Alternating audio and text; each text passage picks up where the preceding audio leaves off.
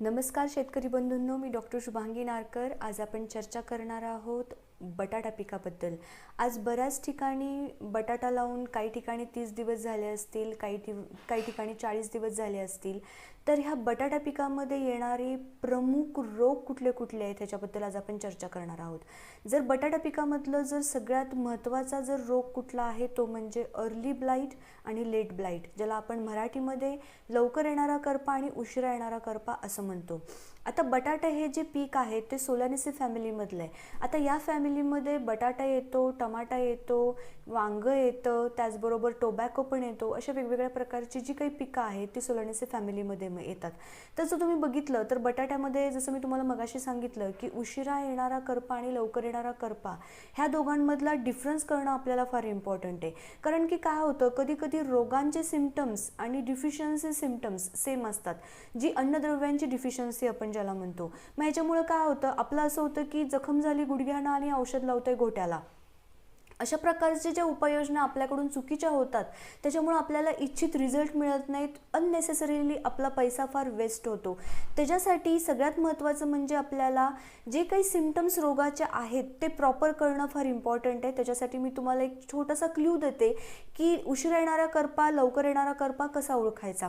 आता लवकर येणारा जो करपा आहे तो वरच्या पानांवरती येतो, उशिरा येणारा करपा जो आहे तो खालच्या पानांवरती येतो। लवकर येणारा करपा जो आहे तो अल्टरनारिया नावाच्या बुरशीमुळे येतो। आता हा जेव्हा येतो त्यावेळेस तो एक कॉन्सेंट्रिक रिंग तयार करतो, एक ओव्हल शेपमध्ये, म्हणजे अंडाकृतीमध्ये ना एक कॉन्सेंट्रिक रिंग तयार होते आपली। ती रिंग तयार झाल्यानंतर ओळखायचं की हा जो आहे तो लवकर येणारा करपा आहे। आता उशिरा येणारा जो करपा आहे तो खालच्या पानांपासून सुरुवात येतो। आता हा सुरुवात होत असताना जर तुम्ही बघितलं तर पानांवरती आपल्याला एक ब्राऊन कलरचे, तांबूस कलरचे टिपके दिसतात। हे टिपके पुढे जाऊन इतके रुद्ररूप भयानक धारण करतात की आपली पूर्ण पानाच्या पानं गळून जातात। आता ही जी रोग येतो, हा रोग येतो तो एका बुरशीमुळे येतो, ज्याला आपण फायटोप्थोरा म्हणतो। ह्या फायटोप्थोराच्या बुरशीमुळे जे आहे तो उशिरा येणारा करपा येतो। आता ही फायटोप्थोरा नावाची जी बुरशी आहे ती ओमायसिटिस फॅमिलीमधली आहे आणि अल्टरनारिया नावाची जी बुरशी आहे ती ॲस्कोमायसिटिस फॅमिलीमधली आहे। आता ह्या येणाऱ्या बुरशींना जर आपल्याला कंट्रोल करायचा आहे तर त्याच्यासाठी आपल्याला सगळ्यात महत्त्वाचं म्हणजे की प्रिव्हेंटिव्ह मेजर्स आपल्याला माहिती असणं फार महत्त्वाचं आहे। सगळ्यात महत्त्वाचं म्हणजे की आपण प्रिव्हेंटिव्हमध्ये आणि क्युरेटिव्हमध्ये अशा दोन प्रकारे आपण आपलं रोग जे आहे तो येऊ नये म्हणून आल्यानंतर काय आपण काळजी घेऊ शकतो हे आपण आज इथं जाणून घेऊयात। आता सगळ्यात महत्त्वाचं म्हणजे की हा जो फायटोप्थोरा आहे आणि हा जो अल्टरनारिया आहे हा आपल्या बटाट्याला, कंदाला पण हा डायरेक्टली इम्पॅक्ट करतो। आता जर हा फायटोप्थोरा बघितलं तर आपण जर बटाट्यामध्ये जर इन्फेक्शन झालं असेल, कारण की ही जी सगळी बुरशी असते ही सुप्त अवस्थेमध्ये आपल्या मातीमध्ये बसते आणि ज्याला एवढं वातावरण अनुकूल मिळतं तेव्हा ते रुद्ररूप धारण करतं। आणि आत्ताचं जर क्लायमेट बघितलं तर आत्ताचं क्लायमेट हे रोगांसाठी अतिशय पोषक क्लायमेट आहे। त्यामुळे आपल्याला आत्ता आपल्या पिकाची काळजी घेणं फार महत्त्वाचं आहे। जसं तुम्हाला माहिती आहे की उशिरा येणारा करपा आणि लवकर येणारा करपा जर आपल्या पानांवरती आला आणि जर योग्य वेळेत जर आपण त्याचं नियंत्रण ठेवलं नाही, नियंत्रण जर आपण केलं नाही तर काय होतात, आपली पानं गळून जातात, लीफ ड्रॉप होतात। लीफ ड्रॉप जर झाले तर आपला बटाटा हा पोसला जाणार नाही। कारण की पानांचं कार्य काय असतं, पानं हे झाडाचं स्वयंपाकघर आहे। जर अन्न द्रव्य बनवण्याची जर क्रिया कोण करतं फोटोसिंथेसिसद्वारे तर ते म्हणजे पान आहे।